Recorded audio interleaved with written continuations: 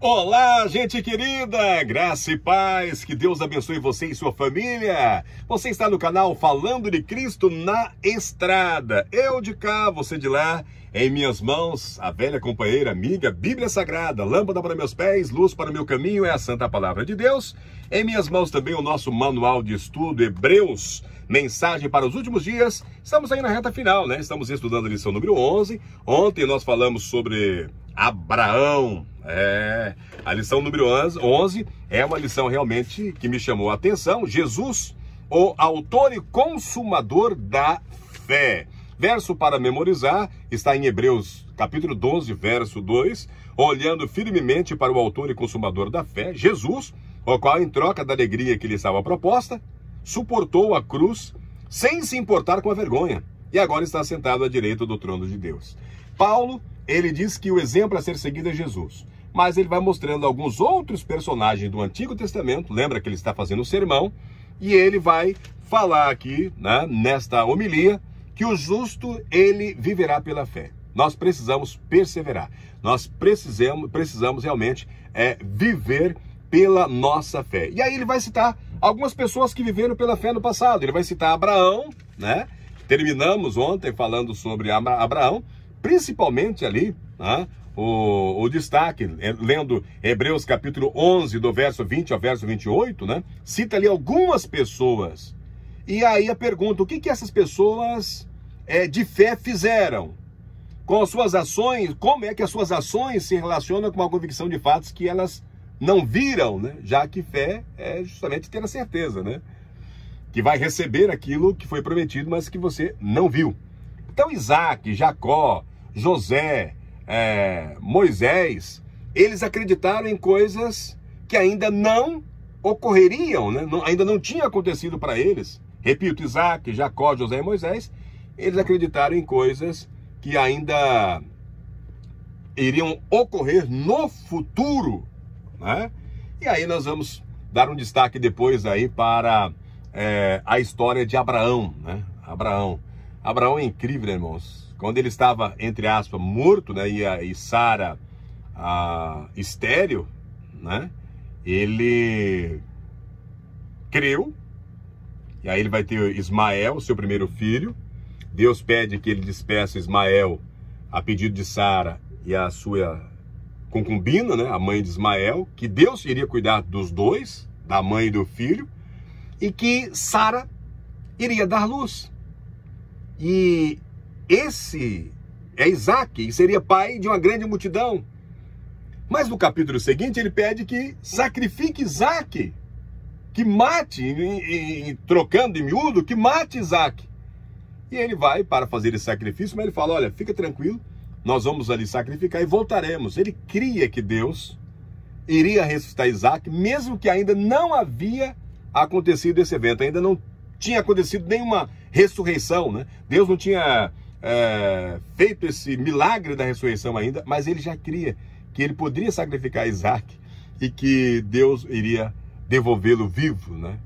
E por que isso acontecia? Na convivência dele com Deus, no dia a dia, né? Ele tinha fé suficiente, né? Então nós já estamos na estrada convivendo com Deus há muito tempo, e eu creio, né? Eu creio nas promessas de Deus, né? E você também e eu devemos perseverar, tendo fé, tendo perseverança nas promessas de Deus. Amém? Moisés, vamos orar novamente? Deu vontade de orar com vocês aí? Vamos orar? Querido Deus, amado Pai, em sua presença, pedimos perdão pelos pecados e falhas e agradecemos pelo momento de estudo e pedimos uma bênção especial sobre todas as vidas, em nome de Jesus. Amém. Então Paulo, ele continua falando desses personagens do passado que tiveram fé, e aí ele vem falando do Moisés. Moisés crendo no invisível. E aí ele vai trazer novamente à tona aqui, né, para a gente fazer uma leitura de Hebreus novamente. E eu vou convidar você novamente aí para abrir a sua Bíblia em Hebreus capítulo 11. Ele nos chama a refletir no verso 20 até o verso 28. Abra a sua Bíblia em Hebreus 11, do verso 20 a 28. O que essas pessoas de fé fizeram? Como as suas ações se relacionam com a convicção de fatos que não se veem? Hebreus 11, 20 a 28. O que essas pessoas de fé fizeram? Como as suas ações se relacionam com a convicção de fatos que não se veem? Irmãos, aí ele vai citar Isaac, Jacó, José e Moisés. Eles acreditaram em coisas que ainda ocorreriam, coisas que iriam ocorrer no futuro. Então Moisés, irmãos, ele tira aqui como o segundo grande exemplo nesse capítulo sobre a fé. Seus pais o esconderam quando ele nasceu, por quê? Porque não temeram o decreto do rei, Hebreus 11, 23, né? E Moisés, ele deixou o Egito não ficando amedrontado com a ira do rei, Hebreus 11, 27. A ação mais significativa de Moisés foi que ele recusou ser chamado filho da filha de Faraó. Você sabe o que isso implica, né? Ele seria o próximo faraó, monarca, poderoso, rico, teria poder, teria tudo aos seus pés. A referência à sua mãe adotiva como filha de Faraó sugere sim que ele seria o próximo governante. Moisés, no entanto, estava disposto a deixar para trás a perspectiva de se tornar o rei da nação mais poderosa da época e, em vez disso, se tornar líder de escravos recém-libertos. Irmãos, comparando Hebreus capítulo 11, 24 a 27, 10, 32 a 35, né? Que semelhança há entre a situação dos destinatários originais de Hebreus e a experiência de Moisés. Moisés e os leitores de Hebreus, eles passaram por insultos, passaram por humilhação, passaram por privações e foram afligidos por causa de sua fé em Cristo. Moisés sofreu bastante. Você sabe, quando você lê a história de Moisés, Moisés sofreu bastante. Agora, o público para que Paulo está escrevendo, gentios cristãos, judeus cristãos, que tinham passado aquele momento todo fervoroso ali, né, de pessoas que tiveram contato com Jesus, eles viram todo aquele milagre, eles estavam sendo perseguidos, desapropriados, estavam perdendo a propriedade, né, as pessoas estavam tomando as coisas. Então, alguns nessa dificuldade de poder adorar a Deus, de poder pregar a palavra de Deus, estavam desistindo, estavam fracos na fé. E, principalmente, perseguidos, né? Alguns sendo presos. A história do cristianismo, né? É uma história realmente muito triste, né? Escravos sendo mortos, às vezes levado lá jogado para animais, né? Pois é. E Paulo vem justamente para fortalecer. E eu lembro da gente, né? A gente está passando aí, não aqui no Brasil ainda, né? Não aqui no Brasil ainda, mas a gente tem relatos, nosso site está aí sempre publicando, a gente tem relatos de irmãos que estão vivendo aí em alguns países, né? Que é proibido falar de Deus. Tem um país aí, eu não gosto de citar nome, porque não é o foco do nosso canal, mas tem um país agora aí que está proibindo live, está proibindo vídeos, né? Falando de Cristo, estudos bíblicos, né? Sem que tenha a aprovação do governo. E quando chega diante da aprovação do governo, é reprovado. E se continuar, você é até preso, né? Tem lugar que é proibido a igreja, tem lugar que é proibido o cristianismo. Então, nós no Brasil, nós temos esse privilégio, mas tem muita gente sofrendo, irmãos. Tem muita gente sofrendo essa perseguição, e Paulo vai escrever para eles, escrever para nós também, para termos fé e para continuar. E aí ele usa a história de Abraão, ele usa a história de Moisés, ele está usando a história de Raabe. Nisso tudo poderíamos citar outros personagens bíblicos, né? Que atravessaram também por problemas, dificuldades, por perseguição, por pregar, por confiar em Jesus. A grandeza de Moisés é que ele foi capaz de ver além das promessas de Faraó, para o invisível, a saber, as promessas divinas. Hebreus diz que a visão de Moisés estava fixada na recompensa, não nas riquezas do Egito. Essa recompensa, irmãos, é a mesma mencionada em Hebreus 10:35, a qual Deus prometeu a todos os que creem nele, né? Por isso, não abram mão da confiança de vocês, da confiança que vocês têm. Ela será ricamente recompensada. Vocês precisam perseverar, de modo que quando tiverem feito a vontade de Deus, recebam que Ele, Deus, prometeu. As palavras de Paulo sobre a decisão de Moisés devem ter ecoado de maneira poderosa no coração de seus primeiros leitores. Eles haviam suportado reprovações e insultos por causa de sua fé em Cristo. Foram afligidos e perderam seus bens. Alguns estavam em prisão. Moisés escolheu ser maltratado com o povo de Deus, Moisés trocou a riqueza do Egito pelos insultos associados a Cristo. Por quê? Porque acreditava que a recompensa era maior do que qualquer coisa que o Egito pudesse oferecer, irmãos. E nós podemos acreditar que a promessa de Deus é maior do que qualquer coisa que o mundo pode oferecer. E aí ele vem trazendo Raabe, né? E outros heróis da fé. Raabe e outros heróis da fé. Leia depois Hebreus 11, 31, né? E Josué capítulo 2, do verso 9 ao verso 11. Hebreus 11, 31, por exemplo, irmãos, diz assim: E que mais direi? Certamente me faltará o tempo necessário para referir o que há a respeito de Gideão, de Baraque, de Sansão, de Jefté, de Davi, de Samuel e dos profetas. Ele vai citar, né, esses grande número de heróis da fé que poderiam servir de exemplo para os seus leitores imediatos e para nós também. Agora, por que Raabe, uma prostituta pagã, foi incluída nessa lista de personagens bíblicos? Raabe, ela ouviu, creu e obedeceu. Irmãos, quantos crentes dentro da igreja ouve, não crê nem obedece?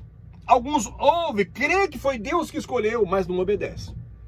Essa semana, eu, ainda falando com um jovem, né, respondendo para ele porque eu não comia carne de porco, falei, leia Isaías capítulo 66. Ele leu. Creu, que perguntei, está escrito aí quem? Senhor, com letra maiúscula, que é Yahvé, né, o Deus da aliança. Quem falou? Foi Deus. Mas não obedece. Né? Então Raabe, ela ouviu, ela creu e obedeceu, embora não tivesse visto as maravilhas que Deus havia realizado. Raabe é provavelmente a personagem mais inesperada que encontramos em Hebreus capítulo 11. Ela é uma das duas mulheres mencionadas pelo nome e está na 10ª posição na lista, sendo que os primeiros eram antepassados e patriarcas de Israel. E a cada um foi considerado justo, né? Agora, ao lermos sobre ela, descobrimos que ela era uma prostituta gentia. O ato de fé de Raabe foi que ela ouviu, creu e obedeceu, embora não tivesse visto. Ela não viu as pragas do Egito. Ela não viu a libertação do Mar Vermelho, nem a água fluindo da rocha, nem o pão descendo do céu. Mesmo assim, ela creu. Ela foi um bom exemplo para os leitores de Hebreus que não ouviram, ou que não ouviram a pregação da própria boca de Jesus. Eles não viram Jesus fazer os milagres. E exemplo também para nós, que não vimos nenhuma dessas coisas, mas temos a Bíblia relatando essas coisas. Abre aspas, o Ellen White escreve, né? Ela diz, Raabe era uma prostituta que morava numa casa sobre o muro de Jericó. Ela ocultou 2 espias israelitas enviados para verificar as defesas daquela cidade. Por causa de sua bondade para com eles e de sua declaração de crença em Deus, os espias prometeram que a vida de Raabe e de seus familiares seria poupada quando ocorresse o ataque de Jericó. Está lá no livro Filhas de Deus, o livro de Ellen White. Irmãos, Paulo prosseguiu. Leia Hebreus capítulo 11, do verso 35 ao 38. Ali ele prossegue com uma lista das dificuldades que muitos enfrentaram. E a frase, não aceitando o seu resgate, Hebreus 11, 35, indica que eles tiveram a possibilidade de escapar, mas escolheram fazê-lo por sua visão. Que visão é essa? Da recompensa divina que estava proposta para eles. Eles podiam ter escapado daquela situação, mas escolheram não fazê-lo, pois a sua visão, o seu foco estava na recompensa divina. Amém? E eu quero terminar essa lição número 11 falando do nosso exemplo, Jesus, o autor e consumador da fé.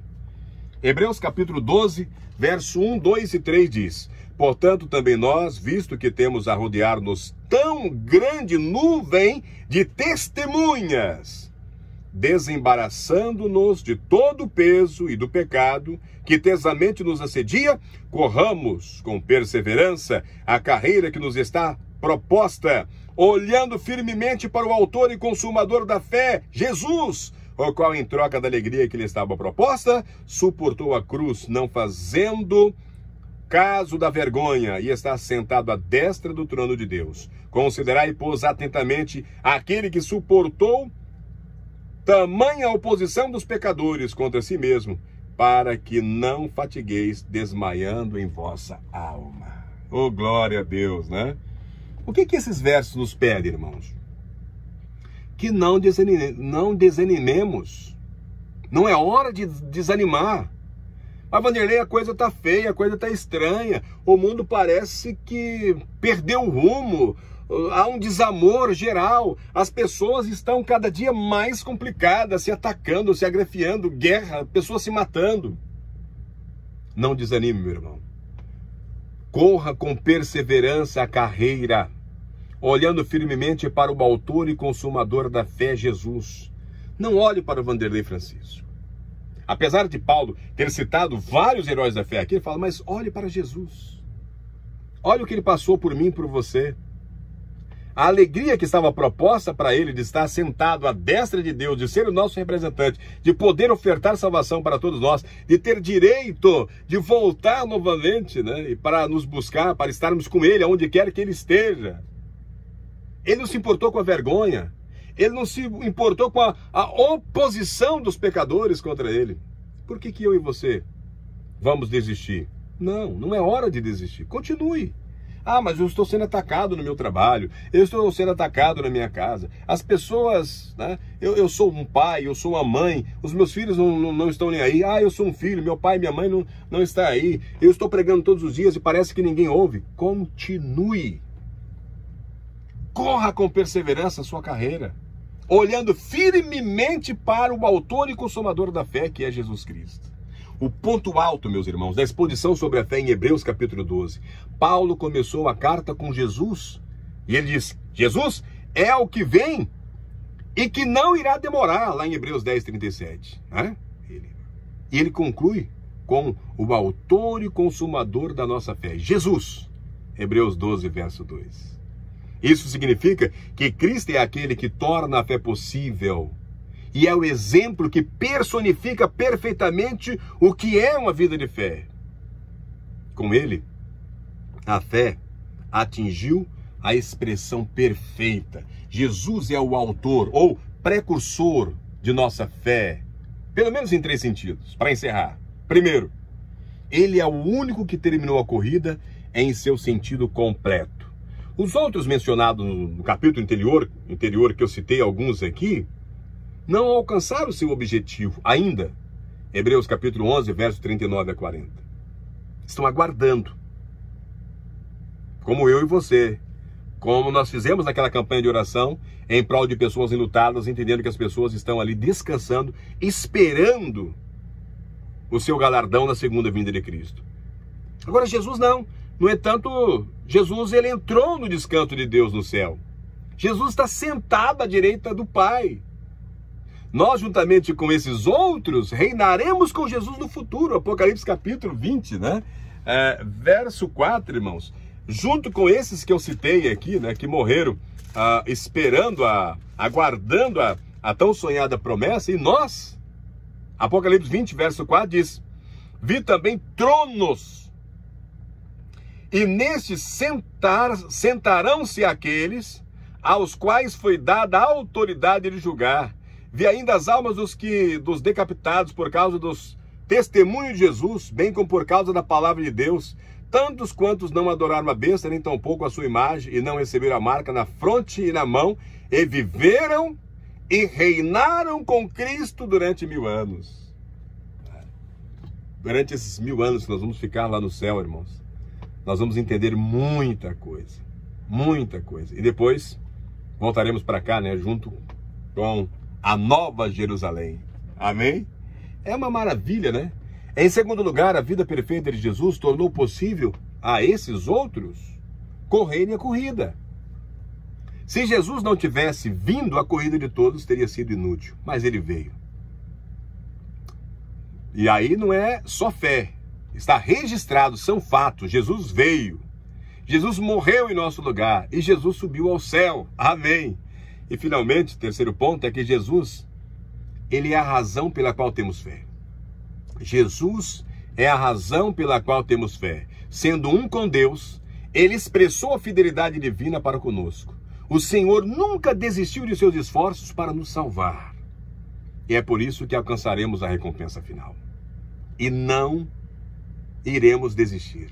Ele não desiste, irmãos. Ele não desiste. E é por isso que nós vamos alcançar a recompensa final. Se não desistirmos. Eu creio que você não vai desistir. E se você se sentir fraco, se apegue a Deus, peça ajuda. O Espírito Santo está à sua disposição. Ele envia anjos, ele envia pessoas. Jesus correu com paciência e permaneceu fiel, mesmo quando nós éramos infiéis. 2 Timóteo capítulo 2, verso 13. Nossa fé é apenas uma resposta à fidelidade de Jesus. Jesus é o consumador da fé porque exemplifica perfeitamente como a corrida da fé deve ser executada. E como deve ser executada? Como ele correu. Pôs de lado todo o peso ao abrir mão de tudo por nós. Moisés, Abraão abriu mão da sua família em Ur. Moisés abriu mão de ser o faraó. E Jesus, ele sai do céu, do trono, do rei das galáxias e vem ser um de nós. Ele pôs de lado tudo. Ele pôs de lado todo o peso ao abrir mão de tudo por nós. Filipenses capítulo 2, verso 5 a verso 8, né? Jesus nunca pecou. Manteve firmemente sua visão na recompensa, que era a alegria proposta a ele de ver a humanidade redimida por sua graça. Ele suportou oposição e abusos, não se importou com a vergonha da cruz. Agora é a nossa vez de correr. É a nossa vez de correr.